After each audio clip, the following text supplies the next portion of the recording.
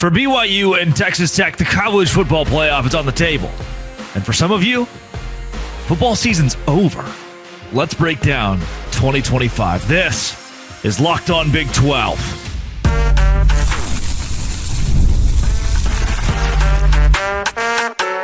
You are Locked On Big 12, your daily podcast on the Big 12 Conference. Part of the Locked On Podcast Network, your team every day.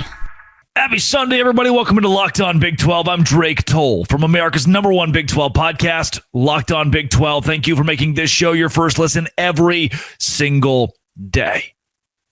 We will start with a recap of Rivalry Week, where there was only one rivalry, so we can't call it Rivalry Week, but it was a week in college football and a week in the Big 12. There's plenty to talk about and break down from it. Then BYU unequivocally deserves to be a college football playoff team. I can tell you why. And finally, Texas Tech, BYU both clinch berths to the Big 12 title game. This was my immediate reaction. I bury in here how I reacted to those two teams playing in Arlington and what the Big 12 can do to get multiple teams still into the college football playoff. If you hit subscribe, I get to keep my job. First and foremost, people are saying, Drake, you're like Copernicus. You're like Socrates in the way that you're able to so accurately predict things. I'm saying, no, don't say all that. But actually, maybe you should. Here's how my 2025 Locked On Big 12 preseason rankings looked. Here's how I thought the entire thing would shake out by the end of the season. Number 1, Texas Tech. Number 2, BYU. Number 3, Utah. Now, I'm not saying you got to stand up and clap. But I am saying if you're not standing up and clapping, what will you stand and clap for? And this just goes to say, if you want to be the smartest man at the water cooler, the smartest gal at the water cooler, if you want to be the smartest sports fan in the room, this is exactly where you go for your Big 12 content. So I just want to get that out of the way. I'm sure I'll bring it up again over the course of the rest of my life. But in the meantime, let's break down this week in Big 12 football. Rivalry week, no rivalry week. Now, some of you are wondering, should the Big 12 have a rivalry week, and why don't they? The big reason that they don't is, let's say that you get to the end of the season, Utah, BYU are playing, and the loser of that game is booted out of the college football playoff. See, we live in a society where it's what have you done for me lately? If you win a lot of games down the stretch in your college football season, you get to be ranked higher in the college football playoff. Now, if you lose a game at the end of the year, even if it's a rivalry, there's a pretty good chance you get booted, especially if you're in the Big 12. So Brett Yormark has structured this thing so that the teams who are the top dogs in the conference don't have to play other top dogs, hopefully, on the last week. Now, what does this also mean? It means if you're Cincinnati, well, that wasn't much of a rivalry week. I mean, you could craft something new with UCF, but we just played TCU. What was that all about? And if you're Baylor, well, we played Houston. We don't really care about Houston. We called them Cougar High, and we lost. UCF, you don't give a rat's hoot about BYU. West Virginia, the teams like West Virginia who aren't even playing for a bowl game would at least love to have something to hate, right? Kansas. Why not put Kansas State at the end? These schools, these fan bases want to have something to hate. Oklahoma State. It must feel so much more empty playing Iowa State at the end of the season. And it's exactly what we saw at the end of 2025 because the Big 12 refuses to play a rivalry weekend. And it does make me think, yes, you have a chance of kicking out a contender when this week rolls around. But at the same time, dogs, hike up your skirt and play the games. We love rivalry weeks in college football. And the Big 12, I get it's a PR thing, but the Big 12 needs a rivalry week. Utah over Kansas by 10. I'm going to kind of speed run what we saw this week in the conference because there were 8 total games. Utah beat Kansas by 10, 31-21. Devin Dampier, one of his finer games. I thought 15 for 25, 253 yards and 3 touchdowns. He also ran the ball 11 times for 50 yards. Did exactly what he needed to do, especially in the second half. The defense felt broken in the first half. The offense felt there for me when it comes to Utah. I was happy with this. For Kansas, Jalen Daniels, 10 for 27. 3 interceptions. Once Utah's defense settled in and the run defense is still suspect, it'll be interesting to see what they do in the bowl game, probably the Cheez-It Bowl, Pop-Tart Bowl maybe. For Kansas, you did not capitalize on the run game. You had to freak out because you got down double digits. You lost the game 31-21, the second year where you're not going bowling under Lance Leipold, 5-7 for the Jayhawks. Utah, a college football playoff caliber team, lost to 2 top 10 teams and won't get in. Noah Fifita, 28 for 45. Somebody asked me to rank my top 5 Big 12 quarterbacks this year. I think Noah Fifita is on that list. 23-7. How impressive how impressive it was to watch this Arizona team operate. And Noah Fafita will finish his college career with over 9,000 passing yards and over 70 touchdowns, 26 TDs this year, the most in his career, 5 interceptions. That is a very small number compared to his 12 last season. He was incredible and sacked 27 times, which isn't that good. Still 23-7. Arizona gets it done in a rivalry game over Arizona State. Very impressive year for the Wildcats. Texas Tech committed murder. I will talk much more in depth about the Tech game toward the end of this show when I talk about them clinching a berth to the Big 12 championship, and they have clinched their berth, the college football playoff. They know they are going. Heck, they could just die on their sword in the Big 12 championship game and let the Big 12 get 2 in, but I know Joey McGuire does not want to do that. BYU 41, UCF 21. I will also break this game down in length later in the show. Those two teams have gotten a lot of focus. I want to wax poetic about those who have not gotten as much love this week right now. Houston and Baylor. Cougar High is what they called it when I worked in radio in Waco. ESPN Central Texas. They would say, Baylor's playing Cougar High this week. Cougar High is doing a real good job of whooping up on those Baylor Bears. It is so frustrating for me as a guy who graduated from Baylor, as an alum, as a fan, if you will, to watch how porous, bad, dormant, ugly the Bears are, and there is no athletic director to fire the coach, and the president, Linda Livingstone, just said they're going to keep the coach. And why? Well, because they have a standard. They will not settle for mediocrity. Baylor's 5-7, misses a bowl game with names like Bryson Washington, Sawyer Robertson, Kobe Prentice, Cole Wilson, Josh Cameron, Michael Trigg, Ashton Hawkins, Matthew Kloppenstein on the offense. Plenty of skill players that would have been great for Baylor this year. They just couldn't put it together. When the offense played well, the defense sucked. When the defense played well, the offense sucked. And Sawyer Robertson put up gaudy numbers, but 23 for 46, come on now. 48.7 QBR is not going to get it done. Houston, on the other hand, I said Houston preseason on a Big 12 squad show would win 9 games, 9-3 this season. And you all pointed and laughed. What are they calling me now? Socrates? Yeah. Houston finishes 9-3. Great turnaround for Willie Fritz. He's got 2 or 3 more years of gas in the tank, and it's a good thing for the Big 12. Houston looked really good. They should be ranked this week. Kansas State 24, Colorado 14. Again, I think if you're a Kansas State fan, you can get 6-6, go into a bowl game and saying, "Oof, do we want to play in the Armed Forces Bowl in Fort Worth as a 6-6 team?" You feel probably as dilapidated about 6-6, and you should, with talent like Avery Johnson and Joe Jackson on the roster. You should feel pretty. Sterling Lockett, who stepped up big time. You should feel upset, that this Kansas State team underperformed by so much when they were a Big 12 championship caliber team. And, the coach says at the end of the game, Chris Kleiman, that money is going to win. Money's where the wins are. And it's like, you've got the money and you've got really good athletes, like NFL caliber athletes, but whatever. What do I know? I'm the lowly podcast host.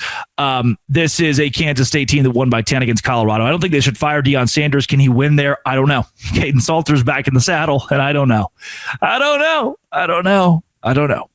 But I do know this was a win for Kansas State at home in a snowy game, and a win is a win, and you're going to a bowl game. Congratulations.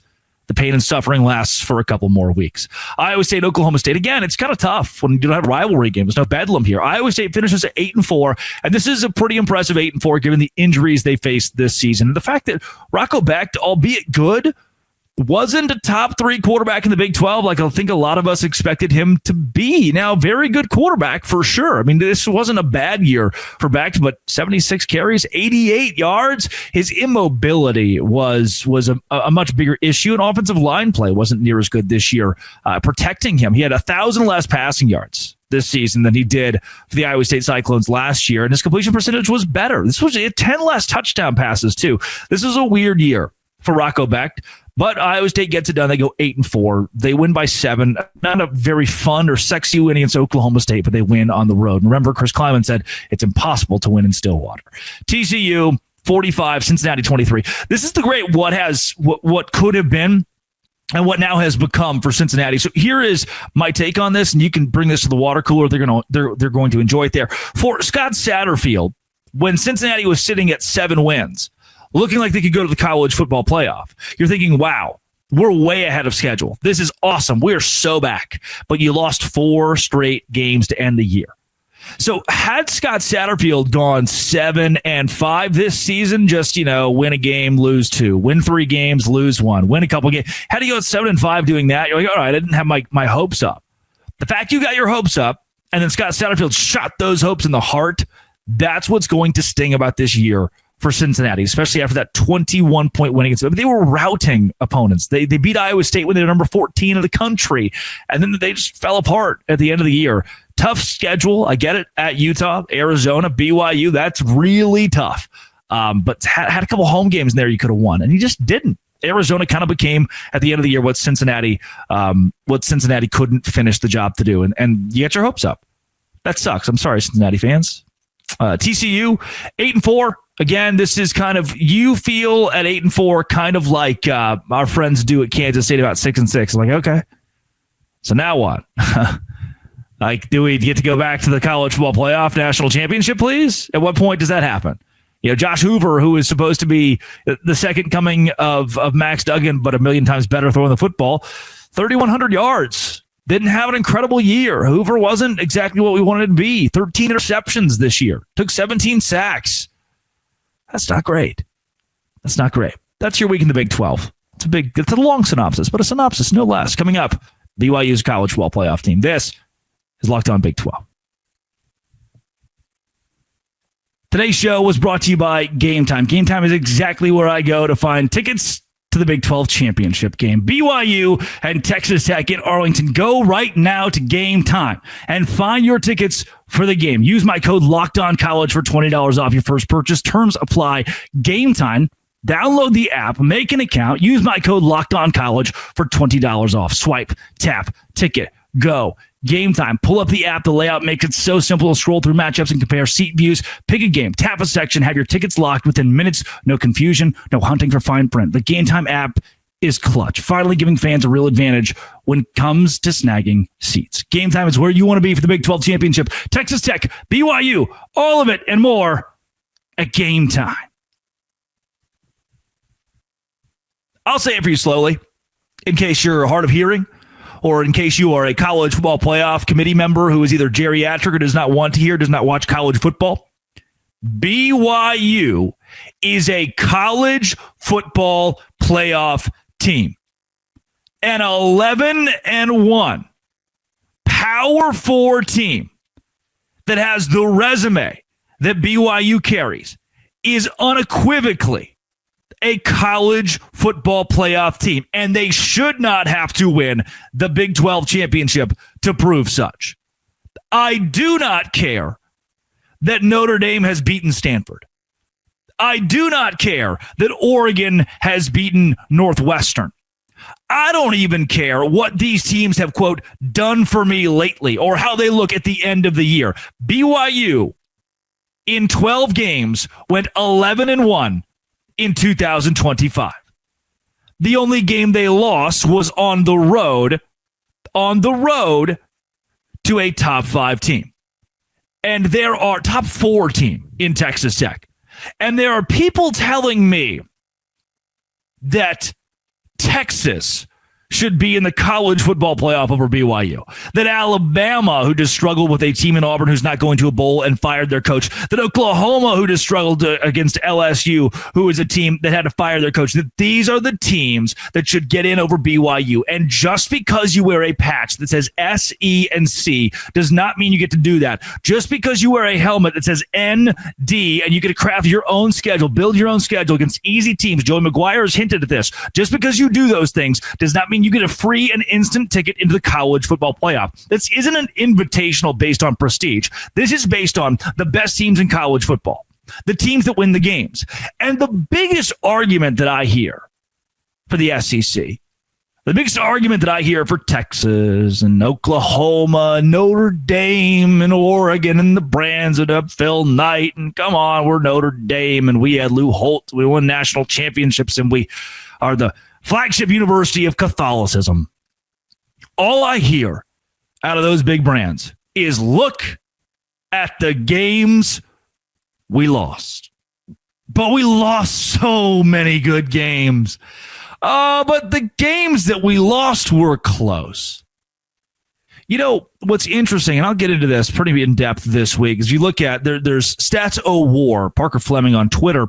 He posts every week, did I get beat that bad? It's this graph that shows you analytically, did I really get crushed in the games that I lost? And BYU's 29-7 loss to Texas Tech.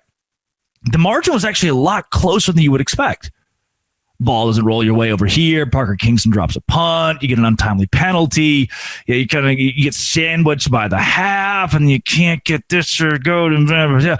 It was, as much as it was a couple plays away, no doubt, from being 46-7.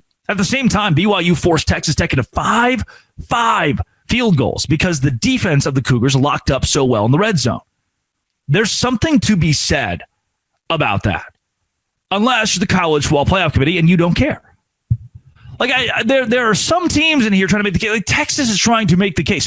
You understand? 3 weeks ago, I was alive. This is 15 days ago, I believe. I was sentient, watching them lose 35-10 in a game to Georgia. I just watched them lose. You can't lose a game where you finish and the scoreboard says the other team has more points, and then that's your case for going to the college football playoff. Because you lost, and then, hey, it was a good loss, and a couple weeks later we did win a game. That's not how that works. Oh, well, we won our game this week. Yeah, what about 3 weeks ago? What about the Florida game? Look at this. BYU posts on Twitter.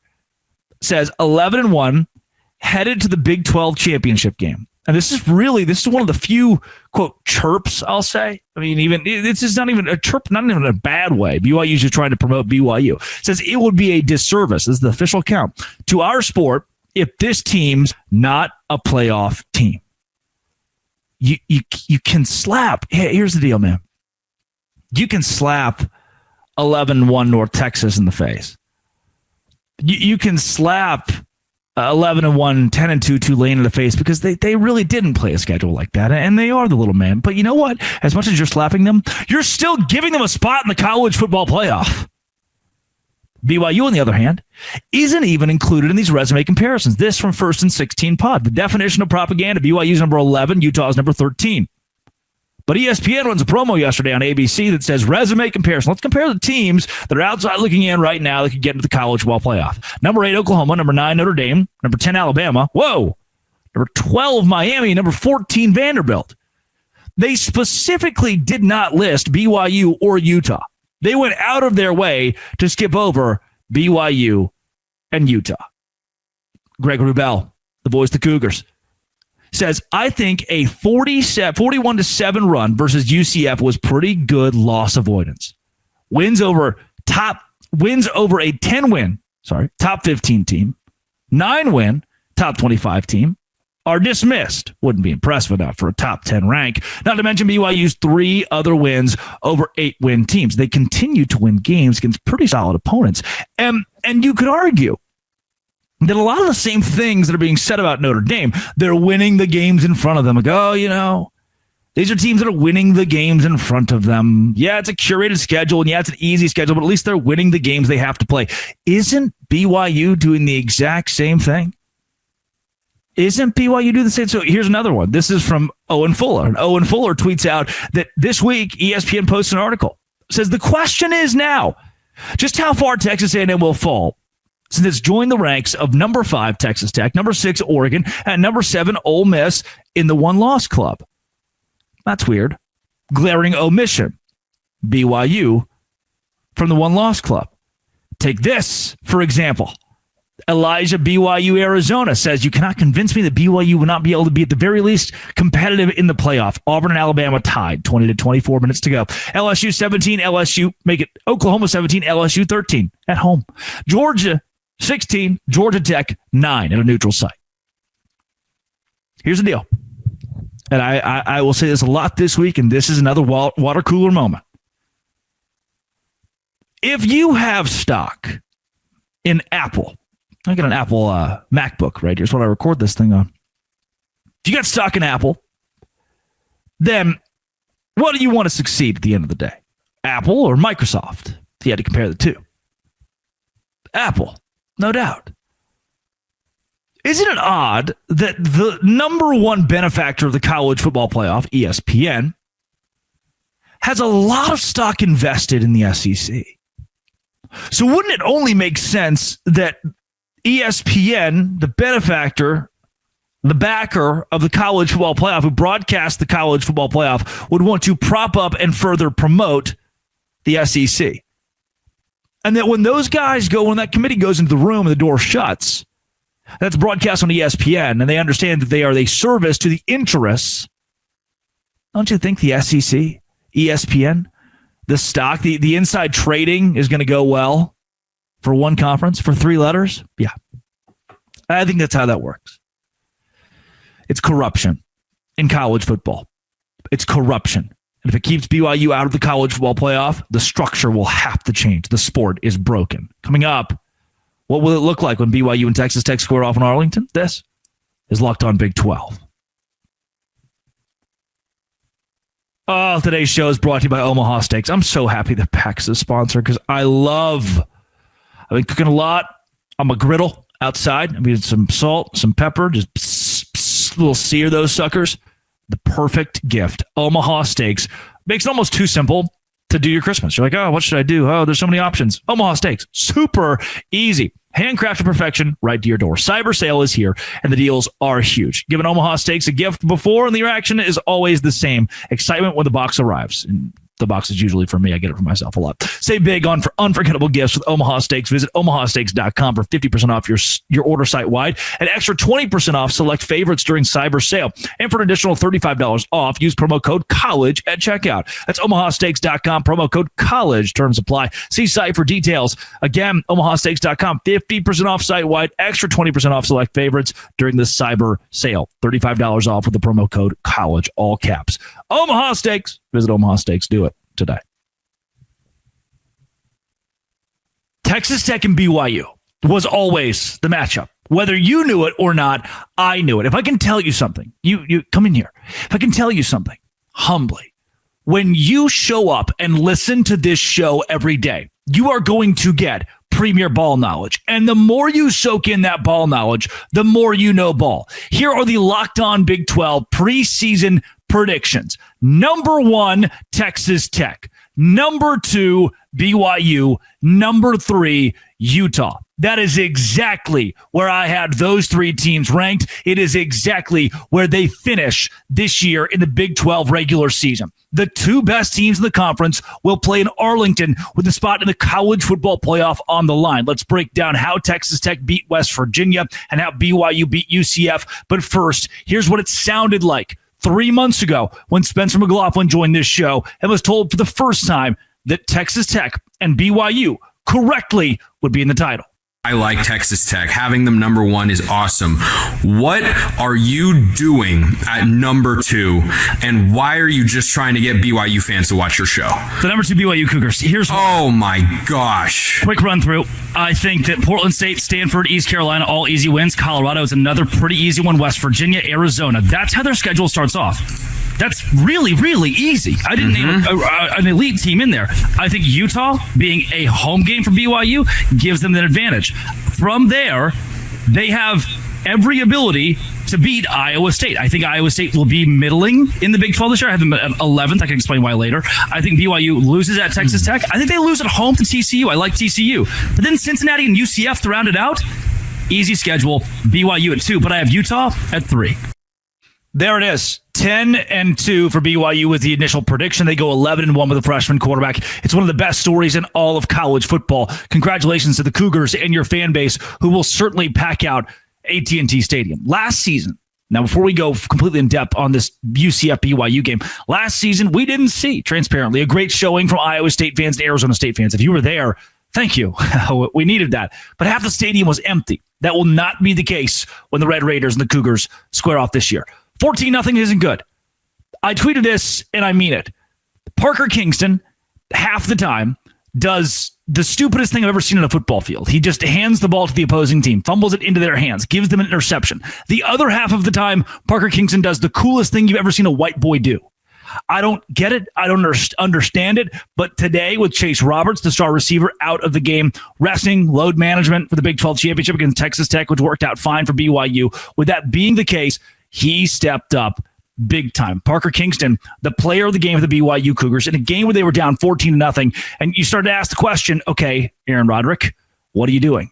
Okay, Jay Hill in the defense, what are you doing? Then Bear Bachmeier explodes. 21 for 25, 289 yards in the score. LJ Martin, 3 touchdowns. Parker Kingston, the aforementioned, should be the Big 12 player of the week. 6 receptions, 126 yards, and a touchdown, his longest to 46 yards. He also had a punt return for a touchdown. He was the X factor for BYU. Carson Ryan, 5 receptions, 85 yards. I thought he got into the end zone on a play that was marked dead at the 1. That gave LJ Martin yet another touchdown, 22 carries, 95 yards, 4.3 yards per carry from Martin as well. Now, Wahine coming in late was also solid for BYU. I was incredibly impressed with BYU's ability to press go when they needed to. Not to wait around like Texas A&M did. Not to wait around and make this a game at the end, but to press go, the red button of death, and just stomp UCF after a very slow start. A fluky start, if you will. A couple of missed sacks for BYU and Bear Bachmeier being sacked an uncharacteristic amount of times. But UCF ended the first quarter with 150 yards. They only had 298 on the day. UCF throwing the football 254, running the football 44 yards.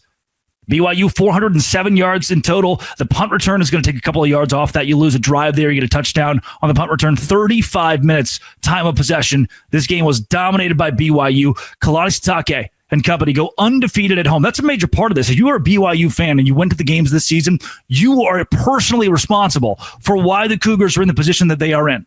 You did this, dog. This is this. A big piece of this is you. Thank you for your service, because that is one of the best atmospheres in college football. It is the number 1 atmosphere in the Big 12. If it's number 2 in the Big 12, it's only number 2 to Texas Tech. And so it's Texas Tech Red Raiders, who BYU will meet in the Big 12 championship game. Once again, murder. Tech committed absolute murder against West Virginia. This game was not close, ever. 49-0, the final score in Morgantown on the road. And look, I've given a lot of credit to WVU for their heart, for their drive, for their passion. If you look at what they've done on their schedule, their last few weeks, they beat Houston on the road. They beat Colorado in a gutsy game at home with Scotty Fox Jr. leading the way. They went to Arizona State and only lost by 2 on the road to a but a top 25 caliber team, and went healthy, possibly a playoff caliber team. And then Texas Tech blows them out 49-0. I think it says more about the strength of Texas Tech than it does the weakness of West Virginia. I still like the future for the Mountaineers. I can't say that for a couple of these Big 12 schools that got blown out. I don't know about the future for UCF right now. I don't know about the future and what it looks like for Oklahoma State and their brand new head coach. We'll get to plenty of that over the course of the offseason. But this game for Tech was textbook in what they do. They allowed 9 first downs. West Virginia was 2 for 13 on third down. 572 yards of offense for the Red Raiders, 180 for West Virginia. This was turn the TV off, slaughter. Baron Morton, 25 for 32, 310 yards and 3 touchdowns. He has gotten better and better as the weeks go on. I made the statement, I made the comment that I think the one thing that could keep Texas Tech out of winning a national championship is Baron Morton and the offense not being able to deliver. Now, the reason I made that remark is because of the 5 field goals they kicked against BYU, their inability to score in the red zone. But Baron Morton, since that game specifically, has gotten better and better and better. Texas Tech in crunch time has gotten better and better. Running the football with Cameron Dickey, Jacoby Williams, Oliver Miles III, 4 carries, 35 yards. I mean, you've got so many different options with what Texas Tech brings you. And then West Virginia, conversely, Scotty Fox Jr. held a 13 for 23, 98 yards and a pick. Not good. 1 carry, the Armani Weaver carry, 1 carry, 29 yards. If not for that 1 carry, the leading rusher for West Virginia would be Rodney Gallagher with 2 carries for 7 yards. The 37 yards on 22 carries for West Virginia, 29 of them on Weaver's game. That is the dominance of Texas Tech. They have a national championship caliber defense. I truly believe that. And they are in the Big 12 championship. Again, when you show up every day to Locked On Big 12, This isn't ESPN. This is not On 3. It is not CBS or even Fox. This is where I bring you insider coverage of the conference. I study these teams meticulously. And look, I don't get them all right. Arizona, I thought, would be at the bottom of the conference. They weren't. I thought Cincinnati would struggle this year. They didn't. Not near as much as I believed they would. But there's a lot in there on my Big 12, Locked On Big 12 preseason predictions that are on the money. Arizona State being right there in the middle of the pack. Houston being on the top end of the Big 12 conference. TCU, middle of the pack. Kansas, kind of that back end, middle of the pack. Iowa State, middling a bit this year. That's what you get here. When you decided to devote your time to me and my show, I'm going to pay it off back to you. No doubt. This has been It Always Will Be. Oh, it's going to be a good week. It's going to be a great week. Locked On. Thanks for making it your first listen every single day. Dose Grande.